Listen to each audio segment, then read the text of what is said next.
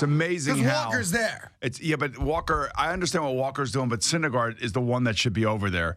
Ball to first base, you get your ass to first base if you're the pitcher, and you make the play. That is not a fundamental thing all teams practice. All right, so they practice it. Right. But they haven't practiced it as much with Jay Bruce as they would with Lucas Duda. But Jay Bruce did his job. He fielded it. He flipped it. Well, Syndergaard, what are you doing? Right, exactly. Little things. So there's that. Then, listen, the Mets lose the game 6-4. You think it's easy playing first base? It's not. But Jay Bruce played it right. He went and got the ball. I know, but he's expecting the pitcher to cover the bag. Syndergaard's late getting over, and he throws the ball into foul territory. Then something else happened, which I know you didn't see because you're watching the Ranger game. When your team is up at bat and you make your last out, yes, your team then takes the field. The first baseman on every team, softball or baseball, doesn't matter, has a ball in his glove or her glove. As the pitcher is warming up, you're throwing ground balls. You throw a ground ball to the second baseman. Yeah. You throw a ground ball to the shortstop. You throw a ground ball to the third baseman. I've done that for us many times. And we do that maybe 3-4 times as the pitcher's warming up. Yeah. Jay Bruce stopped in the middle of doing that because he wasn't sure who to throw the ball to next. I told you. Now, very awkward. Here's my question. I don't care what level you ever played baseball or softball. I don't care if you're just a guy who watches baseball or softball.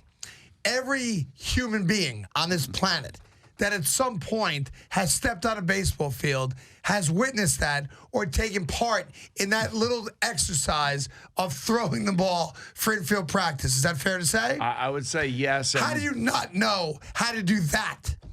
Terry Collins is almost on his way out. I'm telling you that right now. I get no joy out of that, but that's a sad reality. So the Mets lose again. But here's the deal. They lose the series to the Phillies. I know that you think. And it's a joke. I know that you think playing first base is easy. I know that. I understand. I've heard you say that 1,000 times in this radio program.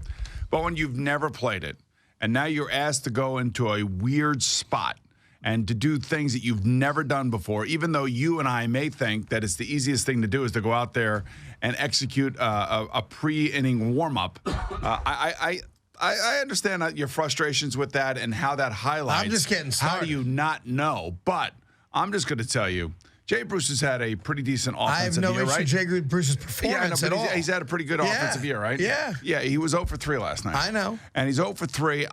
Personally, I didn't see it, but I'm thinking that he's 0 for 3. Are you putting the two together?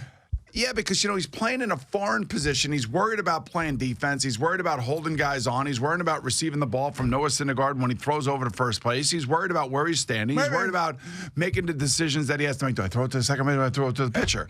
Everyone else is bagged up already. All those things are just foreign to him. So let me give you something else. And they do have an adverse effect on somebody. That's what you got to be really, really careful about. What's that? Line drive to Cespedes.